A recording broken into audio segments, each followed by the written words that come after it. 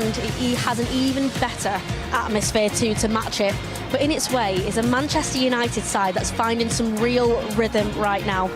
Listen, we're not getting carried away, but 12 unbeaten does sound lovely, doesn't it? And that could happen tonight for Manchester United. Joining me for this midweek fixture is a man that knows a thing or two about both teams. Of course, it's Premier League winner Danny Simpson. How are you feeling to be back here? I got off the train, I was like, oh, I've missed this place. No, I've still got some old friends here, and still people on the staff at Newcastle as well, so looking forward to seeing them, seeing some old faces. But no, I love my time up here. I was up here for 4 years, and it was, it's what got my career going, really. So yeah, it's great to be back. And when you mentioned about the feeling that it's like being back here, you know exactly what the fans are like here. We've mentioned the atmosphere already. Despite the upside down form that Newcastle have been on, the fans will still be there and try and make it a bit of a ruckus today. Yeah, look, listen, I think they've lost 3 on the bounce now at home, but I wouldn't even consider that tonight, because when I played here, Sunderland was the first game that everyone looked at, and Man United was the second. Just from the rivalry back in the day, it's something that the fans, listen, I got off the train, the fans are saying who am I supporting tonight? Obviously the Reds. So, but no, this is obviously the game that they look to, and I said form goes out the window. It'll be a really tough game.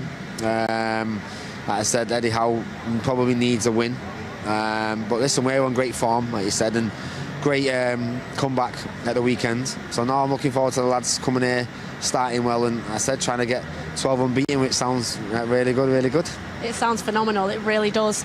And if you are watching us on YouTube, get in the comments right now. We want to hear your score predictions, so let us know which way you think it's going to go. I'm going to tell you now, it's got to be red though. Yeah, it has to be. Yeah. It's not only a familiar territory for you. Obviously, Michael Carrick is returning here, the North East. He started out his career Wallsend Boys Club, Boyser as it's known, followed in the footsteps of Shearer and Steve Bruce. Yeah.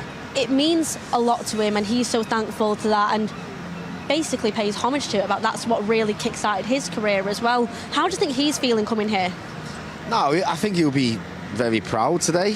I know we've mentioned how proud he is, managing the team at Old Trafford, but especially coming home where he was born. And I said he's still got a lot of family and friends up here, so I'm pretty sure they'll all be in the stands tonight. And I think, listen, I said he, for what he's done coming from Newcastle when he was young, making a move down to West Ham, obviously coming over to United is, what a career he's had. So no, I think tonight he'll be walking out there very, very proud of himself, the team that he's managing right now, the players, and I'm sure his friends and family will be thinking the same. They will, and he's a character that we're not only proud of to have leading the team, but one that definitely wants to make sure that he looks after his surroundings. You think about Wallsend Boys Club, it got demolished back, I think it was in 2012. Which is a shame. And it was his foundation, his own foundation, Carrick Foundation, that actually decided to help fund it, help fund a new general manager, fund the refurbishment to get a new base as well. It shows how much he loves this area and how much it is huge in his football heart. Yeah, and I think that just goes to show the man that Michael Carrick is. Even from when I knew him or know him still, he's such a gentleman. He's a good person. Yes, he was a great player, but he was a good person as well. And that just doing that for giving something back, especially with the foundation, and he puts a lot of work into that. And I know the team around him put a lot of work into that as well. So yeah, it's great that he's able to do that and give back and like I said, and get that club going again. And now we have had a look at the Matchday programme here today. Eddie Howe's already talking about how tough it's been for them, especially at home here. When it has been such an up and down form as it has been, how do you think Newcastle are feeling ahead of this fixture? Listen, I hear a lot. Obviously, I know the fans. I hear a lot about the fans saying and they're not too happy with Eddie Howe, but I think sometimes they've got to realise that they're playing in Europe, Champions League. They've not got a massive squad. They lost Isak. Trying to play, Premier League one week in the weekend, Europe in the middle, and back to the Premier League, it's tough. And they experienced that a few years ago, so they should know really. But in terms of like tonight, I said I think all that goes out the window because everyone wants to beat Man United, especially more so now. So yeah, it's Eddie Howe will be getting his lads up for this, and it'll be a tough game. You mentioned the amount of fixtures because Trippier mentioned it as well, that they've had what he calls a ridiculous schedule with 7 out of 8 games away from home before Everton last week. It's been crazy for them, but we've had a little bit more time, so hopefully that'll be a good result for us today. But let's find out who is going to be in our starting 11. Here's the team news with Liam Bradford. Yeah, thanks very much, Zara. Manchester United going to the final 10 games of the Premier League season. They've taken more points than anybody else in 2026, and they would love to continue that this evening, wouldn't they? Just the one change for Michael Carrick. I'll get to that in a minute because the headlines are on the left-hand side of the back four. Both Luke Shaw and Harry Maguire fit and available to start the game for Michael Carrick this evening. That is a huge boost, and it keeps Luke Shaw's 100% record of starts in the Premier League going. Harry Maguire alongside him. The only change also comes in defence. Diogo Dalot drops to the bench for Manchester United to be replaced by Nous Mazraoui. Makes his first start since Wolves away on the 8th of December, the first start since coming back from Africa Cup of Nations duty. Lamens in goal, Shaw, Maguire, Yoro and Mazraoui, Mainu and Casemiro. Cunha off the left-hand side, Bruno Fernandes, who is now tipped over 100 goals and 100 assists for Manchester United in his career here, has 13 Premier League assists this season. Brian Mbeumo, top scorer wide on the right-hand side, Mateus Cunha off the left with 6 goals, and Benjamin Šeško, who's got 7 goals in 8 games in all competitions, 6 in 7 in the Premier League, leads the line for Michael Carrick's side. And I think that's what we're going to talk about, David May. He has been absolutely incredible, the big Slovenian. He has, and do you know what? He deserves to actually start because the goals he's been scoring are absolutely phenomenal. He is in absolutely incredible form, so he has to start. Yeah, absolutely the case, and really good to see him starting up top. 6 in 7, 7 in 8, depending on whether you count in all competitions, is nothing to be sniffed at. Let's take a look at the hosts then, and Eddie Howe has made a couple of changes for Newcastle United. The big one comes in goal. Aaron Ramsdale into the side to start his 8th Premier League game of the season after a couple of errors from Nick Pope in the last game. The other change comes out on the left-hand side. Harvey Barnes comes in because Nick Voltemade has dropped out of the side completely, not even involved on the bench. So Ramsdale in goal, Trippier, Chow, Byrne and Lewis Hall across the back. Ramsey, who's just coming into some form for Newcastle United alongside Sandro Tonali at the base of midfield. Then that front four, and they're dangerous. Harvey Barnes, tricky off the left-hand side with 5 goals. Joel Linton will be physical, will cause players problems as he plays in the number 10 role, and we know how quick Anthony Elanga is wide on the right-hand side. Anthony Gordon is converting at 29% in every competition other than the Premier League. In the Premier League, only converting at 8%. 3 goals and 1 assist for Anthony Gordon. It's a side that struggled in recent weeks at St James's Park. They'll be desperate not to lose 4 in a row, Maisie, and that's something United have got to be watchful of. Absolutely. I mean, you look at the results over the last few weeks, they have been poor. But they're coming to, they're coming tonight to play against a team like Manchester United who are absolutely flying. So I expect United to win. And with Chelsea and Villa playing each other, points are going to be dropped there either way. Arsenal, that's a tough draw, obviously, against Brighton. City you would expect to beat Forest at home. And Liverpool losing last night. Mate, what a result that was. Yeah, absolutely mega. Brilliant. Brilliant. Right, that's the team news for you. Let's get you to the studio where Wes Brown and Phil Bardsley are with Solly. Thanks, Maisie. Thanks, Liam. We will be back with them for kick-off. But here in the studio, as Liam mentioned, it's a pleasure to be joined by Phil Bardsley and Wes Brown, our former defenders. Wes, Newcastle away. Great fixture for the Reds. Both of you have links with Sunderland also. So how big a game is it for you? Yeah, massive game. And it is for us as well. I mean, it's a great place to go. Their fans are really good. It'll be an electric game. And, as going there as an opponent, you have to be really up for the game. And, they're on a bad run at the moment. But listen, when Manchester United come to town, they'll definitely step it up a little bit. I know you're a huge United fan, always have been, Bardo, but with that Sunderland link as well, is this game extra special for you?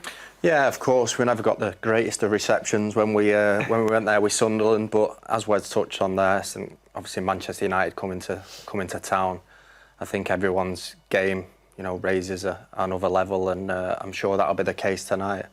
Like I say, they've not been the Newcastle of previous seasons, but like I say, when United come to town, they'll raise the game, and I'm sure tonight will be a hostile environment and a high-tempo game. Yeah, we've not got the best of records there of late.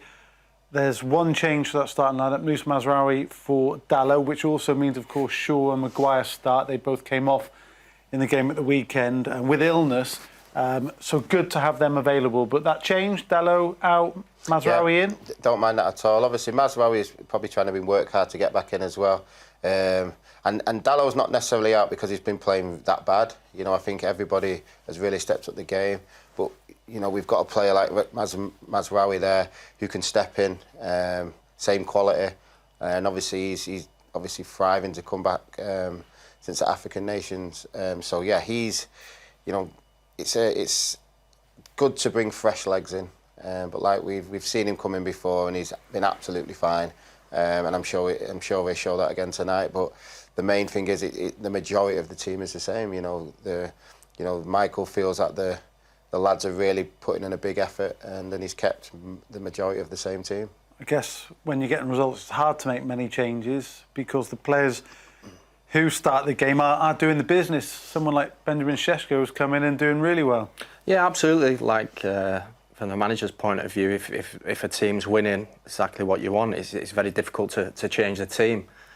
But on the other hand, it's good to know that, you know, the competition's there. Obviously, players need to keep the standards as high as they can.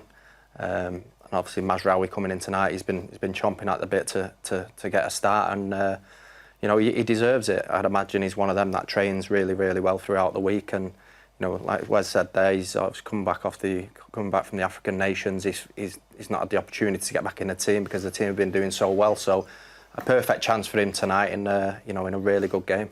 Yeah, his first start under Michael Carrick. Not starting at the weekend against Crystal Palace, a game which was full of drama as ever. Bardo, it was a tough first half, wasn't it? Yeah, it was. I think I felt we dropped off it a little bit. It's never easy when you go a goal down in you know, early on in the game. But you know, our set pieces, the way we've been defending lately, has been absolutely outstanding. I think the Everton game was phenomenal. But to concede obviously a set piece so early like that, I think that just set the tone for the first half. I don't think we were particularly great that first half. But you know, the character of the team, what we've shown in recent weeks, you know, over the course of probably the last 18 months, we might have folded in that scenario, but great character to get back in. And you know, second half we had some really good chances. And you know, again, you just spoke about Šeško before. He's been a breath of fresh air. His work ethic and what he brings to the side, and he deserves everything he's getting at the minute, because you know, it's been difficult for him being out the side. But I think Michael's been clever with him, what he's done. He's been patient with him. You know, the team's built up results, and it's allowed him to filter him into the team, you know, coming off the bench for 20-30 minutes and allow him to punish teams when they're tired. And you know, credit to him, and now he's earned his rewards by starting, and another wonderful header on Sunday. It certainly was. After Bruno's penalty had got us level, this header from Šeško won it. Brilliant goal. You don't see enough of that these days. No, you don't. Big header from just the big man up crosses as front. well, Wes. Sorry, just to jump in. Yeah. It just crosses as well from a defensive point of view, how difficult it is playing against somebody like that. And Bruno, obviously they've been training together for a while now. Bruno will probably know how good he is in the air. You know, put it into an area. He's a big, strong lad, and he'll get up for that and win his fair share of them.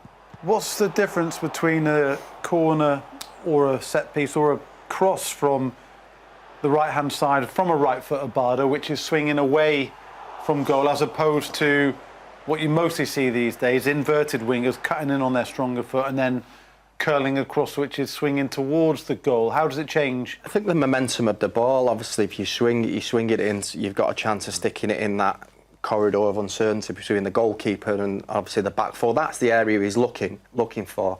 With Šeško's header there, it was a little bit this way, so it allowed him to get a run and attack it, and you know, with the power. But from a defender's point of view, in that situation, the defender looks like he's a little bit flat-footed, which allows Šeško to get a standing jump and obviously tower above him and score. Obviously, the outswingers are difficult. I think from a striker's point of view, I wouldn't really know. I've never been a striker, but from a striker's point of view, you never really feel when the ball's going to come in the box. Yeah. Because he wants to go back, and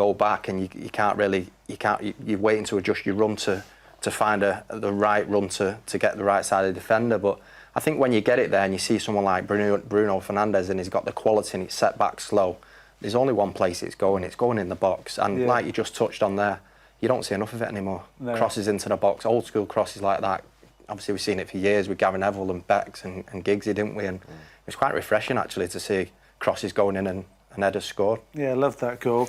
Which is harder to defend, the in-swinger or the cross at Bruno, or is it not much different? I think the main thing is, as a defender, you've got to know where the striker is. Right, yeah. And it's weird. If you know where the striker is, you can let the ball just go past you if there's only one person in there.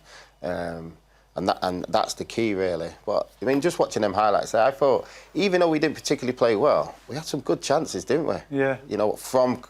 Most of them in the second half, the ball. Yeah, but there was a few in the first half. There was a couple, Casemiro, you know, on another day probably puts that in the back of the net. So the lads, even though the first half wasn't dead positive, we weren't really throwing 4 or 5 passes together, we're still making and creating chances, which I think are, you know, very important where we are. It's a busy week of Premier League football, isn't it, with the games last night, load of games tonight, and then Spurs and Palace Thursday night.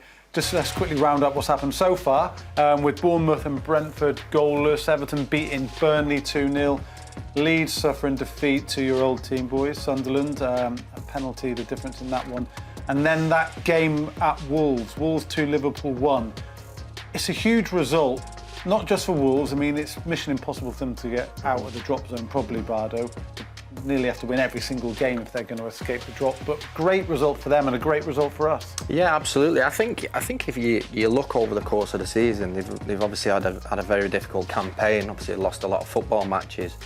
But I think in recent weeks they've galvanised themselves and they're playing with a little bit of freedom, knowing they are going into the Championship, and it gives you that freedom. Wes done it to go and try and express yourself and play. He's brought a couple of young lads in. Is it Mane that's coming? That looks a breath of fresh air. He's been fantastic. So sometimes when you're dead and buried like that, you like you say, you play with a bit of freedom. And you know, credit to them last night. They were excellent again, and they went right to the.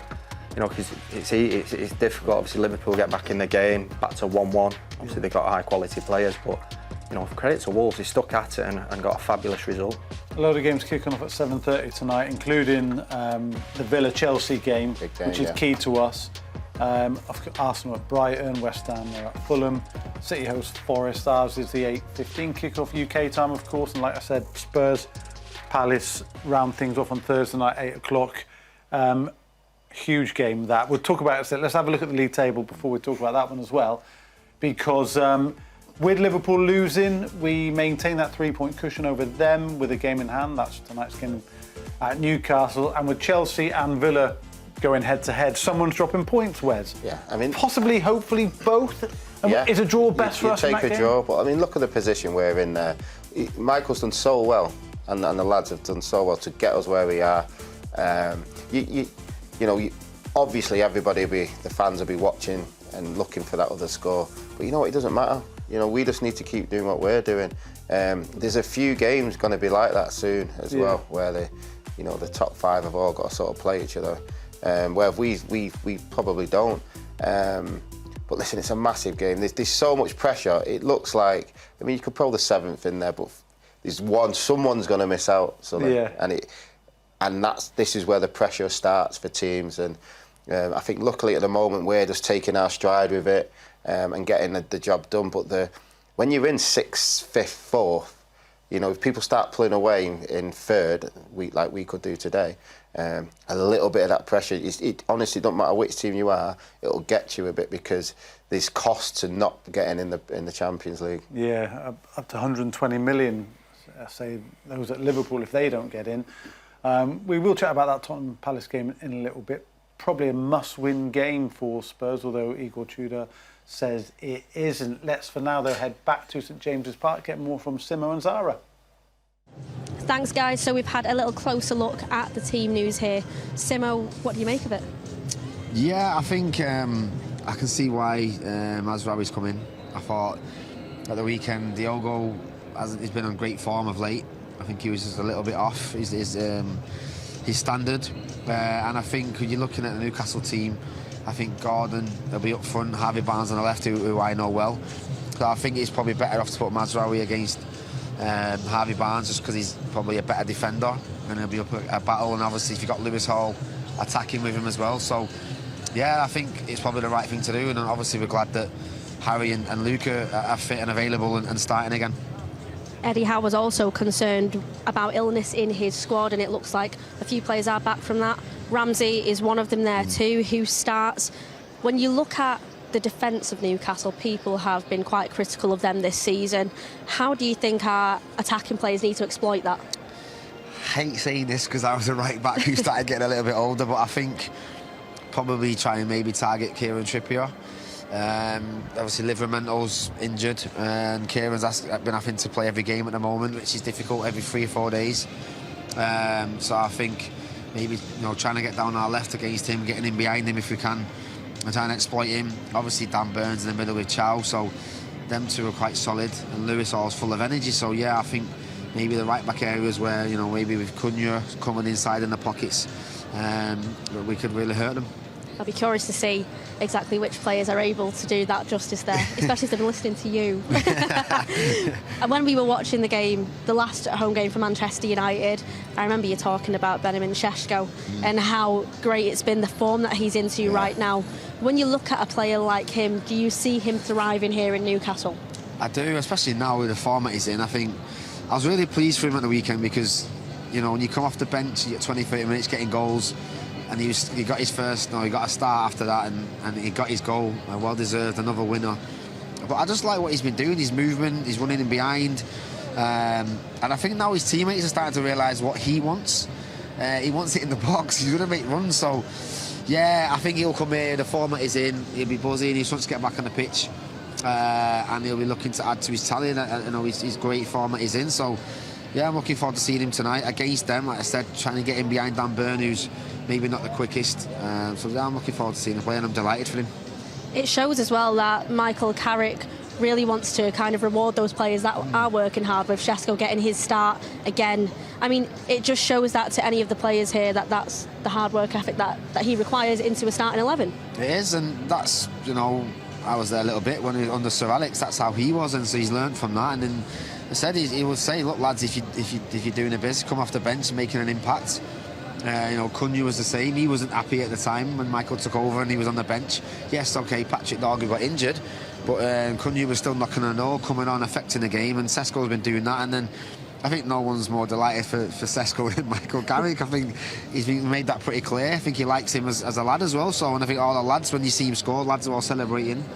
So yeah, look, Mazraoui comes in today, he's been knocking on the door, waiting for his chance, and again, it's well deserved. He's come on the last few games, and now he's got a chance to, make his mark and give Michael something to think about. I tell you what, I'm curious what everyone on YouTube is thinking about as well when it comes to those United predictions. Have you made your United predictions? Let us know in the chat. It's on the official Manchester United app. And as well as that, let us know who you think could score the first goal for Manchester United today, because it's always the one that everyone talks about. You always get involved in on the app as well. Who do you think could be that first goal scorer for us? Well, I think tonight the first goal will be massive. I think if we score first, when we score first, sorry, it'll put the fans and Newcastle under pressure. If they score, then yes, it'll lift them. But I think I can't go. I have to go with Šeško. I think he's going to be full of confidence. So yeah, I'll go with Šeško. I feel like it's a solid choice. I wonder how many more people are going to go for that as well. All it took was a buzz cut in some hard work, and look at that. That's it. It's hard work, isn't it? It is for sure. Yeah. I mean, and when you think about the atmosphere here as well that we spoke about, it gets so loud in here. It's undeniable, the atmosphere. And I remember just before we were recording this, you were speaking about how much it affects you as a player sometimes on that pitch as well, but you've got to rise to these occasions. Yeah, and there's players like Cunha that will step up. Yeah, there'll be some players here that have not played here that were like, oh wow, when they first walk out of that tunnel and just before kick-off it'll be erupting here. But they've got to handle it. That's what the fans here like to do. So yeah, we're going to have to handle the start of the game and try and slow Newcastle down, and hopefully we can get on the ball and dictate the game. Fingers crossed. But now it's about time we hear from our captain, Bruno Fernandes. Bruno, thank you so much for your time today. So you've had 6 goals, 12 assists. How do you evaluate your performance so far this season? No, it's been good. It's still margin to improvement there. I don't think the goals and the assists make the player I am. Obviously, as a very important part of my game, because I'm a player that is there to score goals and obviously to serve my teammates, to give them opportunity to score goals. But is there a lot of things that I still can improve and I want to improve, and help my teammates to score more goals, and score more goals for my team to be closer to win games is the most important thing. And you have been in excellent form as a team and individually after Michael Carrick arrived at the club. What are his strengths, do you think, and what did he bring to the team, and what do you appreciate about his coaching style? Obviously, I knew Michael already from the time I arrived at the club. He was already here. As a player, everyone knows that he was a very smart player in the way he played the game. So I think the main thing and the main attribute I would say he has is the communication he has with the players. He's very positive all the time with the players, very demanding, but also in a very positive way. What's very important for the players to feel confidence in the moment that he came. I think the confidence that he went to pass to the players was very important, and obviously the results. Then you get the results, the players get better and feel better to do the things he demands and he asks from us. I think communication-wise is the best strength of him. Obviously, at the same time, I think he prepares the game very, very well. He positions ourselves in a very good shape of when we have the ball to be very able to play and to create and to score goals, but also to when we lose the ball to have quick reactions and try to avoid that we end up in our box. Are there any players that you looked up to in terms of getting inspiration for your own playing style? No, all of them, and nowadays still players that play against me, I look up to them to see what I can improve in my game, what they do, what they're doing well to have success. You know, like you have a lot of players. We play in the Premier League, that is the best league in the world, where you have the best players and you can look at all of them and trying to improve your game and see what they do to become a better player. Obviously from the past, not exactly from my position. In the beginning of their career, probably yes, like Pirlo was a big inspiration. Iniesta were the two midfielders I most liked to watch. Obviously Pirlo started as a 10, then he started to become deeper. Iniesta was an 8, that was actually my position as I was growing up. And these were the players that I look up to in the way they play, the way they treat the ball, the way they serve their teammates. Then if we can talk about recent times, obviously Kevin De Bruyne in the Premier League was someone that I looked a lot to see what was he doing, how was he getting into the positions to score goals, and how he was getting his assists, all these things. Because he was an exceptional player that could create a lot of things in a moment that would change the game, and that's very important for me to learn from it. And I think you have many other players in the Premier League now that I still can learn from them, and I do, because I watch a lot of football, I watch a lot of games, and it doesn't matter where you play, whatever team, whatever league you play, if it's even Championship, League 1 or League 2, you still can improve and learn with that players, because they will do things that you might not be able to do it, but you have to improve and train that to become a better player and more complete. And in the Premier League, obviously Newcastle coming up, tough fixture. It will be crucial as well to stay in those top spots. What are your thoughts going into this game? Very tough to play away at Newcastle. You know their fans, you know their team. They're very aggressive. They create a great atmosphere. It's probably one of the best stadiums in terms of atmosphere to play with.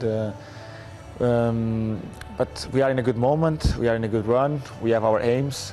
We want to be at the top. We just got into the top 3. And it's going to be a massive game for us to get another win, and we just have to focus all our energies, because we not used this season to play 3 in 3 days, and we haven't done many times, so we have to recover well, get all the information on board, and then go there and then understanding that the first 10-15 minutes of the game normally are chaotic, because they create that atmosphere and then create that intensity in the game, that we need to be prepared for that, and then play our game as we do in every other game. Yeah, Bruno Fernandes, who has been in brilliant form. Now, I asked Michael Carrick on Friday in the interview, hope you got a chance to see that in the build-up to this. I asked him, not Friday, yesterday, about Bruno's record, because he's on 13 Premier League assists, the most since Valencia back in 11-12 season. Our record in the Prem is David Beckham with 15 the year after the treble. So I said, do you think he'll break it, or how good would it be for Bruno to break it? I mean, records are there to be broken, said Michael, and Bruno's got every chance. They've got 10 league games left for him to get 3 more to have the outright lead on his own. Yeah, and the standard he's playing, he could easily do that. Could do it tonight. He could do, yeah. But he's been brilliant for the club. Let's be honest. When he first arrived, he's kept to the same quality. He's always first of all, he always tries. He's trying to score a goal. He's trying to set a goal up, and that's never stopped. He doesn't get injured. But like I said, he'll run himself into the ground for the club and his teammates, and he's had a lot of rewards because of that. But listen, he's the captain. He leads by example, and he's looking, to take us on to the next phase now. But yeah, I mean, if he could do that, what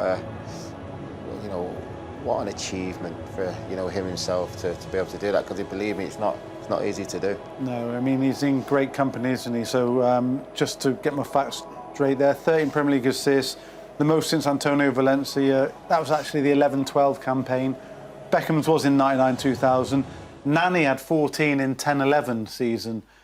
And we often forget what a great player Nani was.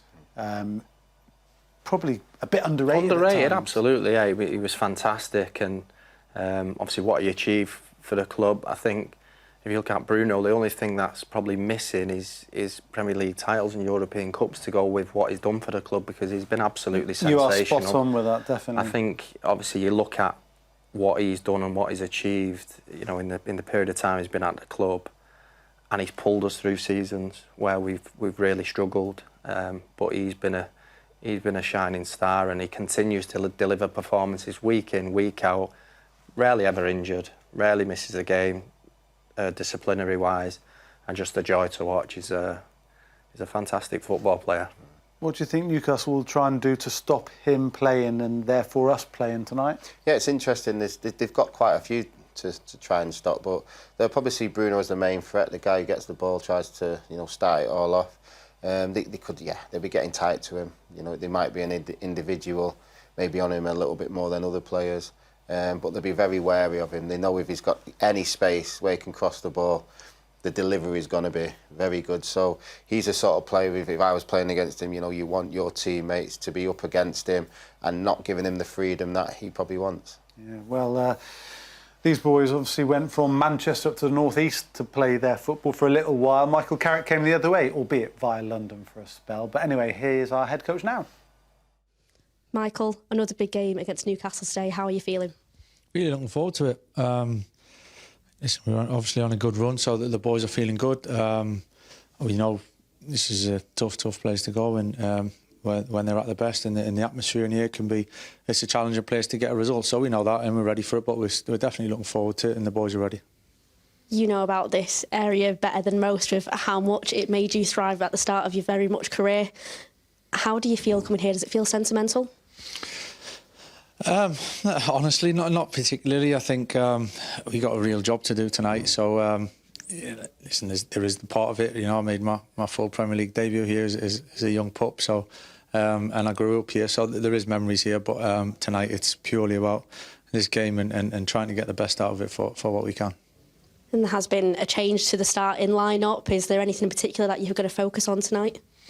No, try and build on what we've done. I thought Noose came in and done ever so well on the weekend, and just a little freshen up really, and of trying to manage the whole 90 minutes as well, and boys coming off the bench to finish the game strong. So hopefully we've got the balance right. As I said, the boys they're in a good place, and we just got to keep building and moving forward. Thank you very much, and good luck. Thanks a lot. He always speaks in such a measured way, doesn't he? And you both know him really well. You've played so often with him, know all about his style. Did you always expect him to go on to manage?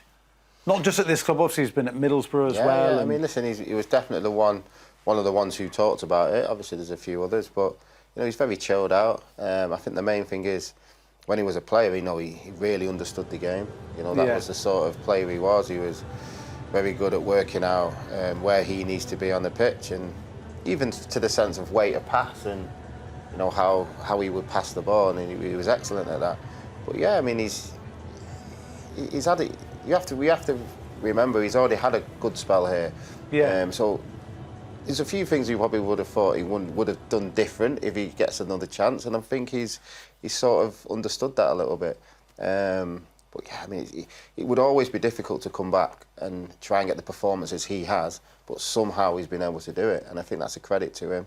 And now it's just about finishing off the season like that. Is it more about result than performance at the moment, Bardo? We've seen some fantastic results of late without the performance perhaps matching that.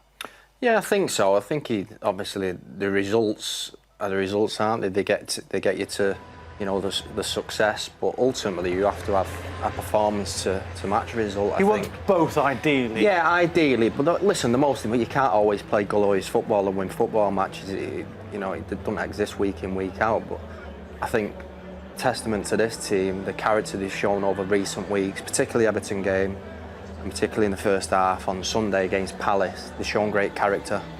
I mentioned before, I think we might have folded, you know, 6, 8, 12 months ago in them sort of scenarios in games, especially the Everton game. Relentless pressure.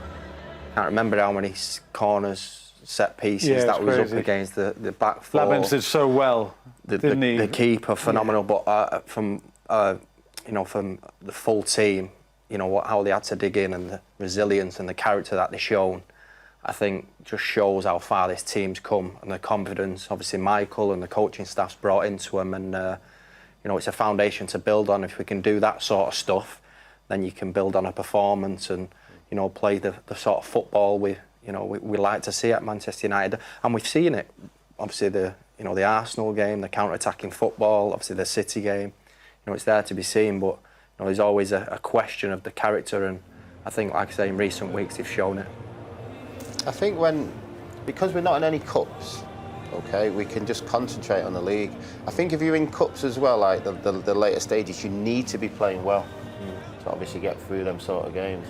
But we're just learning at the moment to be, you know, resilient, and okay, we can go through a bad patch, and as long as we stay in the game, which is important, you know, we've got a chance because we've got the quality, and at some point that quality is going to come out. Do you know what's difficult as well? So there's obviously not making any excuses, but obviously we spoke about it before, is, you know, the length of time between the games at the minute.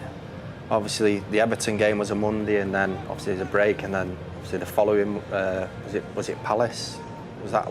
You say, yeah, it's hard to get the rhythm, you think? Yeah, the rhythm in between, because we used to playing games every 3 or 4 days. Obviously, we've been in cup competition, like Wes said, there, European competitions, Premier League. But obviously, we're getting obviously a full week of training. Obviously, it's good for Michael to get his points across to the team. But obviously, the breaks are coming up now. It's important that the players remain focused and zoned in of, you know, the roles and responsibility, because these are the months now. These are the months where you need to be on it. And I just feel sometimes the gap between games can become probably too long. Yeah. So people have often said that we've got a lot of time to prepare for games, which is a good thing. But what you're saying, that might not necessarily always be the case, because you're right, looking at the length of time in between games. Obviously, no game at the weekend.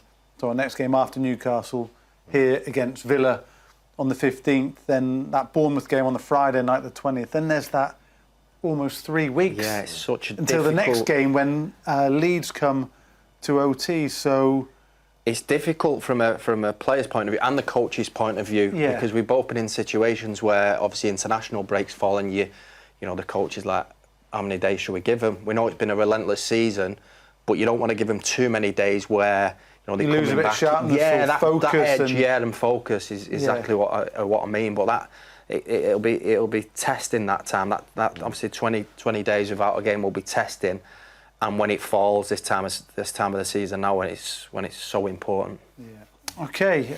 It's an interesting chat there. I wonder what you think of it wherever you're watching at home. Comment on YouTube, and don't forget to join us after the game as well if you're watching on that platform, where you can ask the lads a question or two yourselves and get involved with the show.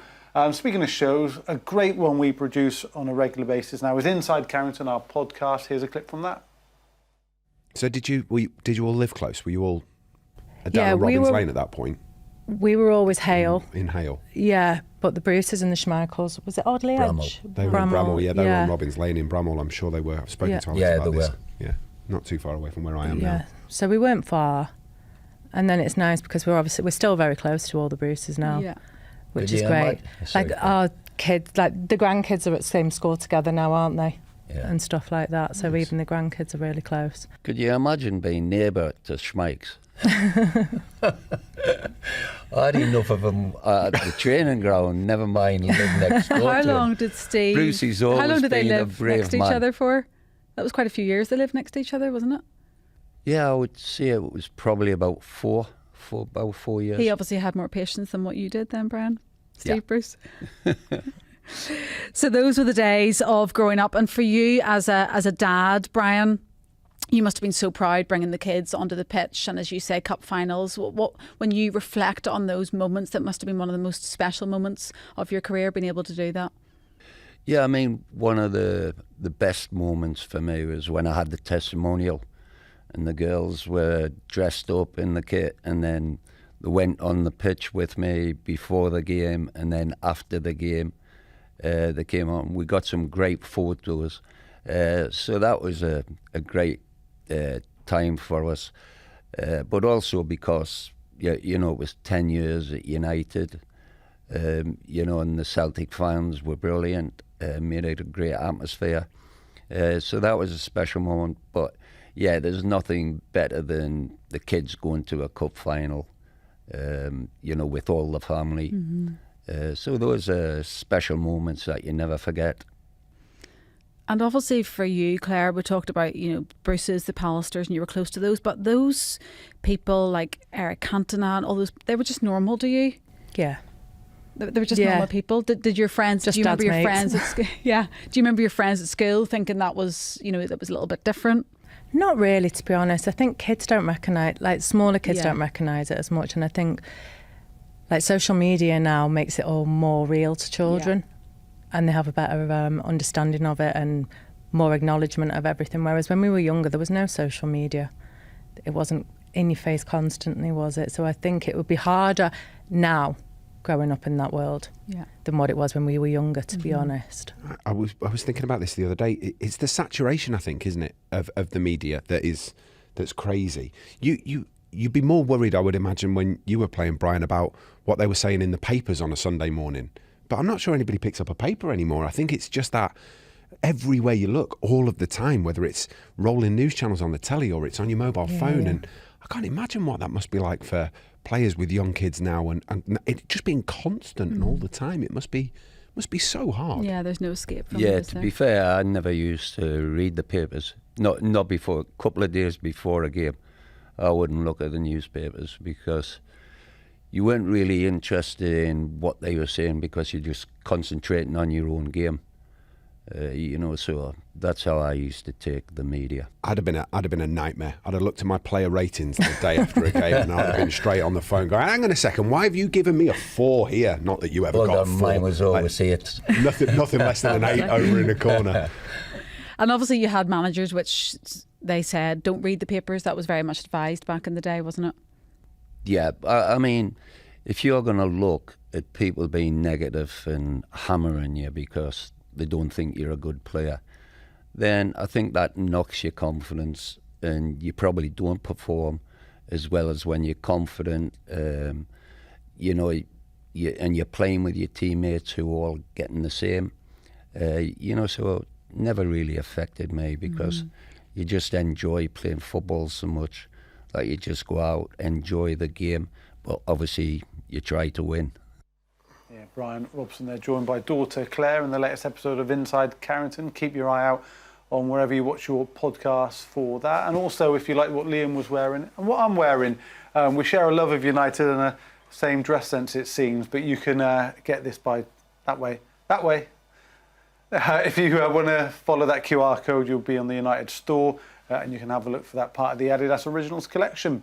But on what Rob was saying there, with the likes of Pally and Brucey, his former teammates, reminds me of such a great United team, the 93-94 double winners. That team still stacks up today as one of the best United sides I've watched. Yeah, 100%. I mean, that's how we grew up. You know, that was the start of a lot that's happened to the club from the 90s and then onwards. But yeah, I was lucky enough to have a season with Pally. Just missed Brucey, he's a bit older than me. And then from the north, from that sort of way north-east, I think there's only Michael Carrick. Yeah, we're thinking about some of the great players that you've played with, but you could only think of Michael as a Geordie you've played with. Just Michael, and obviously Pally's sort of more Middlesbrough. Yeah, but we have had some great players from the north-east, and the greatest of all, Sir Bobby Charlton. Yeah, incredible. What a guy as well, though. Yeah. It was brilliant. Gentleman. Yeah, sadly, gentleman. I mean, he is missed, but he epitomised everything that's brilliant about Manchester United. But Robbo led the team in such a fantastic way, didn't he? He is called Captain Marvel for obvious reasons, captain his country as well. You don't get players like Robbo much anymore. No, you can see obviously what an influence he had on the team, probably standards in training games. But I recall one New Year when I went to Alex Bruce's house. I think I was 9 or 10, and they had a New Year's Eve party, and obviously all the squad was there. And they had this 9-year-old little scally from Salford rocking around the kitchen, dancing with all the wives. So, yeah, you could just tell at that point, even me as a young lad, you could tell the chemistry they had and the togetherness, and you know why they were so successful, because how much they meant to each other. And you know, players like Brian will just run through brick walls for you. You don't see players like that anymore, do you? He's absolute phenomenon. If you ask any fan who watched in the 80s, and obviously early 90s, but mostly 80s, there's only one name that ever gets talked about, and that's Brian Robson. Yeah. You know, straight away, no, Brian Robson was the best. Simple as that. Yeah, he carried the team. I mean, we had some fantastic players around him as well, of course, but he was the heartbeat of it all, wasn't he? Yeah. Since joining from West Brom in, 81, right through till his final season, winning the double. Yeah, just a phenomenal player. Actually, I was with an event with him the other day. He was asked about finishing on 99 Man United goals and not being able to get that one more to get to the magic 100. And it was funny, he was recounting the story of how in the very last game he played, all the lads were desperately trying to get a penalty just to allow him to take it and score what would have been a century of United goals. But still 99 from midfield and bossing games like he did. What a player. Speaking of great players, I'm sure many in our squad now would love to emulate the successes Robbo had and get to the kind of level he achieved. Brian Burmo there, who is a warrior as well, isn't he, Bardo? He, like Robbo, will give everything for the team. He's a proper fighter in there. And we were saying last week, probably even better than we thought before he arrived at United. We watched him as a great player at Brentford, but seeing him up close week in, week out, I think he's on another level. Yeah, he's a defender's nightmare. You know, if you watch the game closely and the amount of penetrating runs he makes in behind, I mean, it'd be an absolute headache when he was to play against. He's relentless in that stuff, trying to get in behind. How can he make it difficult for the defender? How can he score goals, create goals for his team? I mean, his attitude and his work ethic is absolutely top notch, and I think, you know, they're the valuable things you look in a player when you come into Manchester United. The things like that, you know, hard work. Does he do it for his team off the ball? And he certainly does. And on the flip side of that, he gives you goals and assists. That's what you paid a big money for, and he's certainly lived up to his reputation this year of obviously a big money signing coming into the football club. But you know, delighted. He looks a real threat, and you know, really enjoyed watching him. Yeah, he's on 9 Premier League goals at the moment, Burmo, so one more to get to 10, which would be a great return. Matheus Cunha, who is sort of playing slightly out of position, really, isn't he? Coming in from the left, he can do it and do it really, really well. And Michael has spoken about him a lot playing from that position. But it was also asked about having a natural left winger, because Cunha's not necessarily a natural winger, is he? And is that a position we need to perhaps look at in the summer? But first and foremost, what a player Cunha is, and the energy he brings to the team, the ability is top class. Yeah, a little bit different to Mbeumo. I mean, Mbeumo's the sort of guy, he knows his game. You know what you're going to get. You know, he can go in or out. with Cunha, he's a bit, I don't know, he's special. You know, first of all, he wants to get the ball, but he's exciting. You don't know what you're going to get. You know, he's got the power, he's got the strength, he's got the skill to do little things that you probably don't see coming. But I think he's really enjoying himself there. You know, he's, especially the last 8 or 9 games, this sort of half of the season, he's really got his confidence back, and he's somebody who, you know, can make something happen on his own. You know, he's got that power and strength to be able to do that, and great enthusiasm as well. But yeah, it's, you know, when we're all playing well, you can see, you know, the sort of capabilities he can do, and you know, he just needs to keep that going out till the end of the season. But he will only improve as well. But he's been a big part of what's happened over the last, you know, 10 games. Yeah, he sure has. He's on 6 Premier League goals, so hopefully he can add to that tally. I'm sure he will definitely want more, won't he? OK, let's get more from Simo at St James's Park. We'll get that shortly, but let's hear from their manager first, shall we?